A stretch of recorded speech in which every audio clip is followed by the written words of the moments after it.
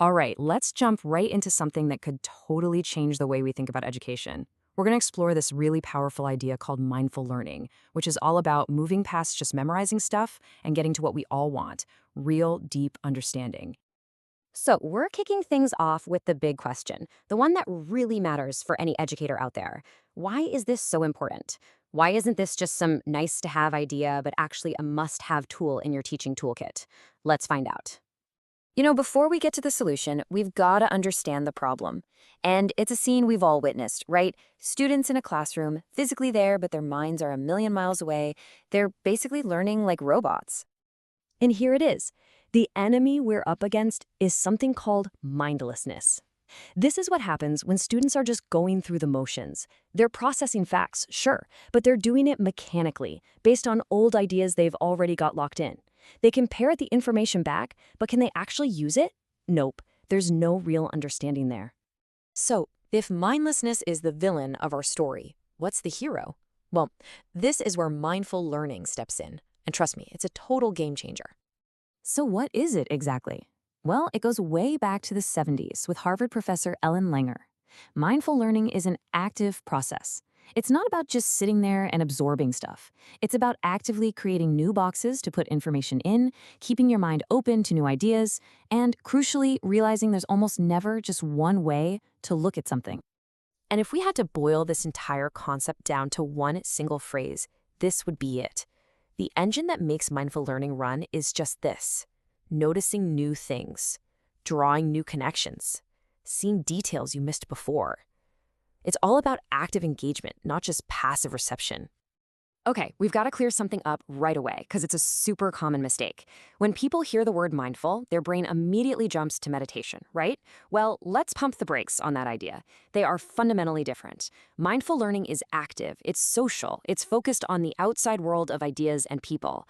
Meditation is more passive, solitary, and focused inward. Two totally different things. All right, so the theory sounds great, but how do we actually do it? How do we bring this into the real world? Well, it all rests on three main principles.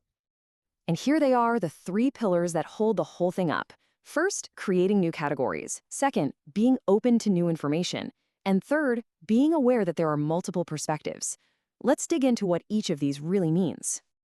Okay, principle number one. It's all about breaking out of those rigid mental boxes we put things in.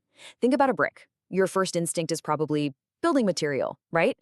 But this principle challenges us to create new categories. Could it be a paperweight, a doorstop, maybe even a piece of art? That simple little exercise is what trains the brain to stay flexible and to see possibilities everywhere. Second, we have to fight that autopilot mode that we all slip into so easily. And this goes for teachers just as much as students. It's easy to think, I've taught this topic 100 times. But a mindful approach means treating every single lesson like it's the first time, a unique moment, totally open to new questions and unexpected discoveries. And this third one? This one is a biggie. It's about understanding that truth isn't always some single, absolute thing. It so often depends on your perspective. I mean, think about it. What looks like a circle from one angle could look like a rectangle from another. Neither view is wrong. It just depends on where you're standing. This is what builds real critical thinking and empathy, showing students that context is everything. So we've covered the what and the how, but now for the most important part, the so what. What's the real payoff for bringing this into a classroom? Well, the benefits are pretty huge. Let's start with the academics. Students just get better at thinking. Their creativity gets a boost, their problem-solving skills sharpen up, and most importantly, they get this amazing ability to take something they learned in one class and actually apply it to a totally new and different situation. That's the holy grail of learning, right there. But hey, it's not just about grades and test scores. Let's talk about the human element. This approach is an incredible antidote to stress and burnout. When learning stops being about boring repetition and becomes a process of discovery, it brings the joy back, for everyone, teachers included. And just think about the effect on the whole classroom culture. When you're constantly encouraging students to step into someone else's shoes and see their point of view, you're actively building empathy. It breaks down stereotypes and creates an environment where everyone feels respected and ready to collaborate. Now, for all the educators in Indonesia, this is where things get really exciting. Because this isn't just some abstract theory from a university, it connects directly to your day to day reality, the Kurikulum Merdeka, or the Freedom Curriculum. I mean, the connection is just perfect. Mindful learning is basically the engine for the deep learning that the curriculum talks about. It gives teachers the autonomy and flexibility that the curriculum encourages. It directly builds those critical and creative thinking skills that are at the heart of the Panchasila student profile. And you know what? It's this secret sauce that makes differentiated learning actually work, because it's built on respecting different needs and perspectives. At the end of the day, it all comes down to this one profound shift in thinking. It's about moving away from the fixed, static world of what is and stepping into the exciting, dynamic world of what could be. It's all about creating a psychology of possibility.